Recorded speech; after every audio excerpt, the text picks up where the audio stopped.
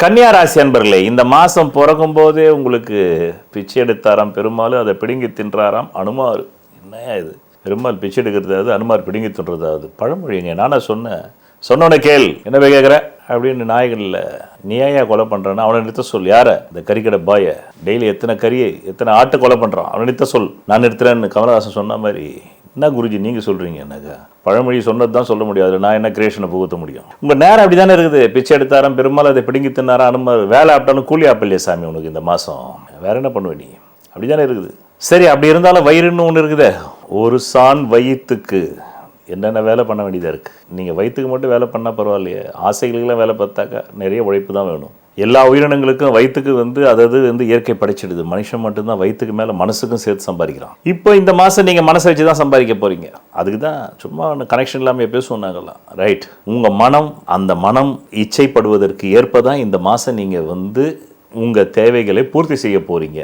அந்த மனம் எதை இச்சைப்படுது இந்த மாதம்? உங்கள் ஏற்கனவே உழைப்புக்கான கூலி கொடுக்கல. கடந்த 2 மாதமாக உங்களுக்கு சம்பளம் கொடுக்கல, வேலை வாங்கிட்டாங்க. அதுக்காக நாயா பேயா அலைஞ்சிக்கிட்டே இருக்கிறீங்க. அது வந்துடுது இந்த மாதம். எப்போ வருது? இந்த மாதம் ஆரம்பித்த உடனே கிட்டத்தட்ட சரியாக ஒரு 10 நாள் கழித்து வந்துடுது. அந்த 10 நாள் கழித்து வந்த உடனே அந்த பணம் வச்சுக்கிட்டு தான் இந்த மாதத்தையே ஓட்ட போகிறீங்க. உங்களுடைய முந்தைய மாதத்தினுடைய உழைப்பின் கூலியைத்தான் இந்த மாதத்தினுடைய சம்பளமாக பெறப்போகிறீர்கள். அதை வைத்து தான் இந்த மாதத்தையே நீங்கள் நகர்த்த போகிறீர்கள். பிறகு இந்த மாதத்தில் உங்களுக்கு 16 ஜூலை 2025 மாதம் பிறந்த உடனே 17 ஜூலை 2025 அப்புறமா 18 ஜூலையிலிருந்து 19, 20 இந்த 3 நாள் அசிங்க அவமானம் மானபங்கம் யாரால வருது? அரசியல்வாதிகளால் வருது, அரசாங்கத்தில் பணிபுரிபவர்களால் வருது, பெண்களால் வருது சாமி, கன்னி பொண்ணால் வருது. பார்த்து போஸ்கோ யூஸ்கோன்ற எச்சரிக்கையாக இருக்கணும், புரியுதா?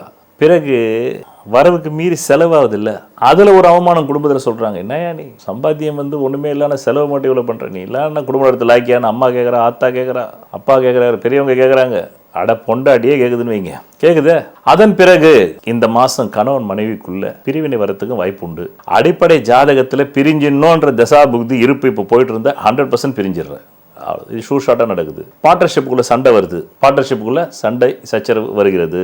அதன் பிறகு பின்மண்டை வலிக்குது சாமி, எச்சரிக்கையாக இருக்குங்க.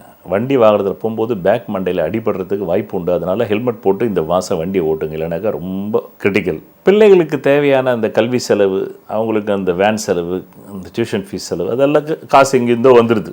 அந்நிய மதக்காரர்கள் கொஞ்சம் ஹெல்ப் பண்ணுறாங்க, முகமதிய கிறிஸ்துவ மதக்காரர்கள். அத்துடன் இந்த மாதம் நிறைவடைகிறது.